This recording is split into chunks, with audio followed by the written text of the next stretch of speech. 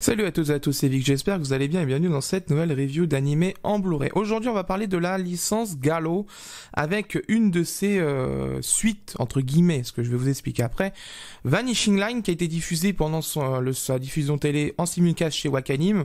Vous avez la totalité de la série disponible là-bas pour en fichier définitif, hein, je dis bien donc des fichiers MP4 que vous téléchargez et vous pouvez conserver sur des disques durs externes, un NAS, sur votre cloud, ce que vous voulez, pour une vingtaine d'euros.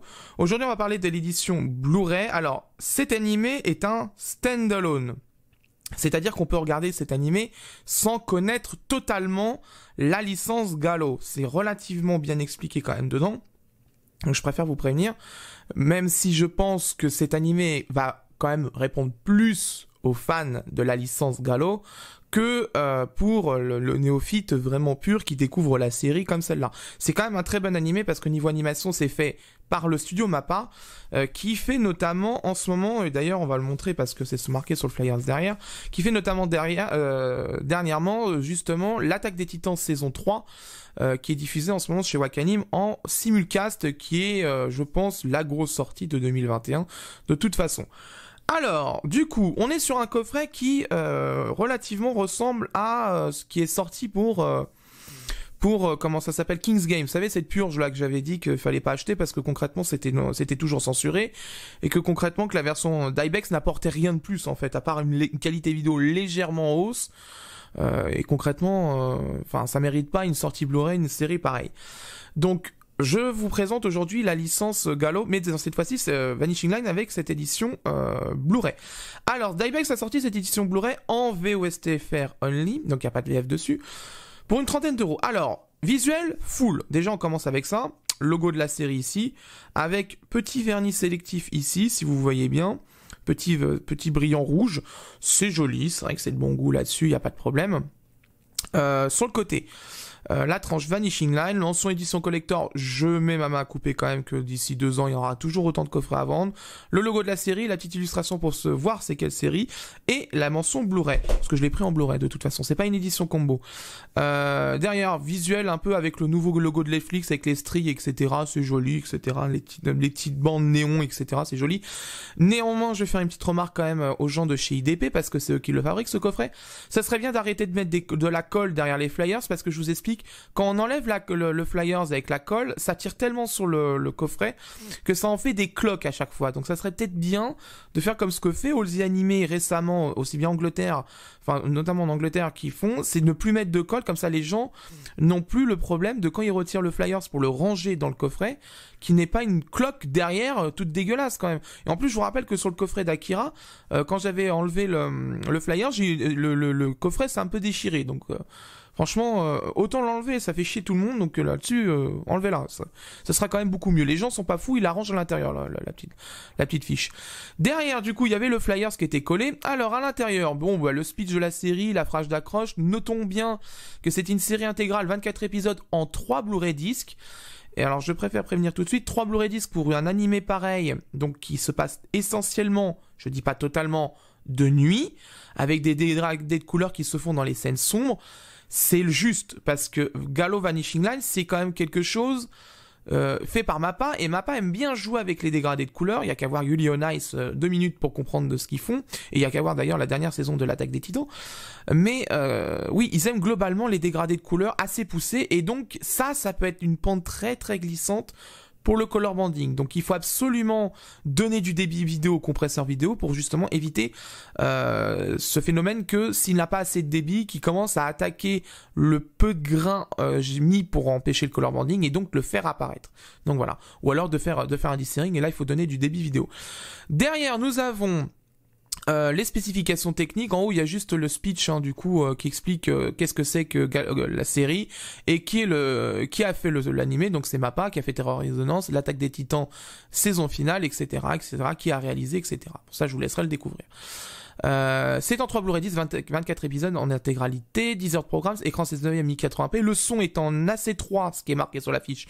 Ce n'est pas le cas, c'est du PCM, et les sous-titres sont français, pour un public averti, parce que c'est quand même assez sanglant dedans, et disponible aux éditions d'Ibex pour une trentaine d'euros. Alors, bon, globalement, on va le faire en 1000, je vous le dis tout de suite. c'est des coffrets qui, je pense, sont faits pour l'entrée de gamme, pour sortir une série, quoi qu'il arrive, en édition Blu-ray. C'est pas non plus la sortie de l'année, je préfère vous le dire. Donc voilà, donc on a le digipack, derrière voilà les illustrations comment elles sont. Bon, globalement c'est les visuels qui sont filés par l'ayant droit pour faire le coffret et faire les différents books si jamais c'est nécessaire. Sur le volet de gauche, on a la liste des épisodes sur les 3 disques Blu-ray. Donc je persiste à dire quand même que 8 épisodes par disque pour un animé pareil, c'est pas assez. Sur les disques, on a un disque différent, un disque avec visuels et couleurs différentes pour chaque disque, c'est quand même cool. Je vous montre celui de derrière. Voilà. Et vous voyez derrière, vous avez le visuel de disque 2. Et derrière, c'est un fond, c'est là où c'est la ville où se passe l'animé. Bon, globalement, c'est plutôt propre quand même là-dessus. Faut pas être non plus médisant, mais c'est quand même plutôt propre. On a dedans un guidebook d'épisodes. Alors, on va commencer les trucs qui me plaisent pas dans ce guidebook. Ça, c'est non. Ils ont imprimé une partie, parce que c'est en double page en fait. C'est pour ça, parce que l'illustration est en double page. Imprimer un côté de l'illustration sur du carton. Pas comme le papier qui est mat, totalement mat. Hein. C'est vraiment, je vous fais écouter. Regardez, je vous fais écouter. Voilà, c'est mat. Hein. C'est mat. C'est vraiment le carton. Il n'y a pas de traitement dessus. Et là, c'est du papier satiné un peu. Ça fait un peu bizarre quand même. Là, ça fait vraiment, on économise une page. Tant pis, c'est pas grave. On a le sommaire à gauche, la liste du staff à droite. On peut voir quand même qu'il y a du monde hein, quand même qui a bossé sur cet animé. C'est quand même cool. Mais c'est quand même vraiment un bon animé hein, là-dessus. Hein. Je peux vous le recommander, ça y a pas de problème, c'est un très très bon animé. On a l'introduction à la série, ce qui est plutôt sympathique hein, pour mettre en bouche entre guillemets l'animé sans démarrer, en connaissant rien, etc. En se disant ouais c'est trop bien et tout, alors qu'on va peut-être pas comprendre tout dans l'animé. On a la présentation des personnages, c'est plutôt cool. Bon, c'est intéressant avec quelques illustrations. On va faire un arrêt vite fait sur Sophie. Sophie, qui s'appelle Sophia Sophie, ce qu'elle a un pseudonyme et son vrai nom. Je pense que Dybex est revenu en conformité sur le choix 2 au niveau des conventions, c'est-à-dire de retranscrire ce qui est dit à l'audio directement en nom. Donc si elle se présente avec son pseudonyme, ils vont remettre son pseudonyme. Si elle se présente avec son vrai prénom, ils vont remettre son prénom. Ce que n'avait pas fait Wakanim justement parce que c'est un choix de convention justement, et pour éviter d'embrouiller les spectateurs parce que voilà, ils avaient fait plutôt le choix de mettre un seul nom. J'en parlerai de toute façon dans la seconde partie de la review, restez jusqu'au bout, vous verrez, vous aurez l'explication. Donc on a la présentation des personnages, c'est plutôt cool. Gallo, c'est quand même une série qui a plutôt eu un bon accueil quand même sur Wakanim, là-dessus c'est quand même cool. On a les personnages secondaires, ce qui est bien c'est qu'ils mettent par qui ils sont doublés en VO, donc c'est plutôt cool. Voilà, on a quand même des petites informations assez sympas. Bon, il y a évidemment le traditionnel et que je déteste, ça comme d'habitude je vous le dis, le résumé des épisodes que je déteste, je vais vous l'avancer un peu parce que ça spoil. Donc voilà, donc on va éviter. Dedans on a aussi des illustrations, Cara Design, etc. C'est plutôt cool. Sur 2 pages, 3 pages, 4 pages, 5 pages, 6 pages, là c'est les monstres du coup. 6 pages, 7 pages, 8 pages, en plus la dernière page elle est imprimée comme pour le début, sur le carton, sur la couverture du book. C'est quand même dommage là-dessus. Moi je trouve ça c'est pas une bonne idée quand même parce que ça fait vraiment, là ça envoie clairement un message en mode on a économisé une page, voilà, hop c'est bon. Ça j'aime pas trop ces messages là. Si vraiment l'édition il faut la vraiment faire à pas cher, faut plutôt se poser la question de est-ce que c'est rentable de la faire en édition VOST-FR, parce que si la seul argument si la qualité vidéo, parce que là je vous le dis, hein, 3 disques Blu-ray pour un animé pareil, je pense que ça va être assez compliqué. Je pense très sincèrement que 3 disques pour un animé pareil, c'est compliqué parce que, comme je vous l'ai dit, dégradé de couleurs plus scène sombre, ça fait que ce genre d'animé, c'est une pente très glissante de toute façon au color banding. Ça, y a pas d'embrouille. Pente très glissante au color banding est égale source d'emmerde. Donc ça, c'est... Il n'y a pas besoin d'aller plus loin, c'est en général très problématique. Donc moi je vais aller regarder la vidéo de ce Blu-ray, la traduction, le son, etc. Je vais analyser tout ça. Je vous invite à regarder la seconde partie de la review. Pour vous ce sera dans quelques secondes, pour moi ce sera dans quelques jours. À tout de suite. Bien, pour avoir vu le Blu-ray, je peux vous donner mon avis. En ce qui concerne la définition, c'est une définition de 1900 par 1080, FPS de 23,976, une compression en H264 compressée via le compresseur X264 et un débit vidéo qui avoisine en moyenne, ça dépend en fonction des épisodes, les 25 mégabits par seconde. Vanishing Line est typiquement l'animé chiant en encodage, très sombre, avec de la 3D, beaucoup de dégradés de couleurs dans les tons assez foncés, et le résultat, je vous le mets en mille, il y a du color banding et il est bien visible sur les scènes sombres. D'habitude, le labo de Dybex utilise plutôt de bons procédés pour gérer le color banding. Là, visiblement, c'est raté parce qu'il est quand même relativement visible ce color banding, surtout sur écran OLED. Sur écran LCD, un chouïa moins, je suis d'accord avec vous, mais il est quand même visible, notamment sur le violet et sur le rouge. C'est quand même assez violent quand même. Certains passages au rouge sont quand même assez visibles. C'est dommage, notamment parce que tout simplement, un D-Series aurait plutôt bien géré la catastrophe qu'est ce color banding, mais visiblement, ça n'a pas été fait. C'est loin des productions de Kazé ces derniers mois, hein, bien sûr, c'est pas aussi catastrophique, mais il est visible en fonction des téléviseurs et notamment sur le LED. Vous allez le voir de toute façon, quoi qu'il arrive. En ce qui concerne le son, nous avons une simple piste en PCM stéréo 16 bits 48 kHz, comme pour Kiss Game. Dybex nous propose une piste son sans perte de qualité. L'utilisation du PCM est vraiment un bonheur pour les oreilles, c'est d'excellente qualité, il n'y a rien à dire là-dessus, là où la version Wakanim était plutôt compressée du fait de l'utilisation du codec AAC. Bon mixage dans l'ensemble, avec une bonne barre de son ou un bon casque, vous allez kiffer la bande son de Vanishing Line, ça ne fait aucun doute. En ce qui concerne la traduction et les sous-titres, alors concernant la police des sous-titres, c'est la même que pour King's Game, hein, avec donc le même avis, c'est très lisible, peu importe la distance de l'écran, 2 mètres ou proche de l'écran, il n'y a aucun souci. Ça limite très bien la fatigue des yeux pendant vraiment une bonne longue lecture, c'est-à-dire qu'on enchaîne 5-6 épisodes à la suite quand même. Au niveau de la traduction, c'est celle de Wakanim, elle avait été appréciée pendant son simulcast sur le site, hein, il n'y avait aucun problème là-dessus. Elle a subi une modification sur le nom de Sophie qui avait été choisie sur l'intégralité de la série pendant sa diffusion chez Wakanim, du fait que certains endroits, Sophia de son vrai nom se présente très souvent comme Sophie en tant que surnom. Dybex a remis ce qui est entendu à l'oreille, ce qui est un choix au niveau des conventions, mais dans l'ensemble, la traduction sera vraiment de bonne qualité et se ravira tous les fans de VO sous-titré française, il n'y a pas de souci là-dessus. En conclusion, difficile de faire une conclusion sur Vanishing Line en fait. Déjà parce que le color banding est présent et visible, alors qu'un traitement aurait permis de dégager à gros coups de pied dans le cul le color banding. Rien n'a été fait visiblement et ça c'est bien dommage. Dybex nous habitue en général à mieux quand même, c'est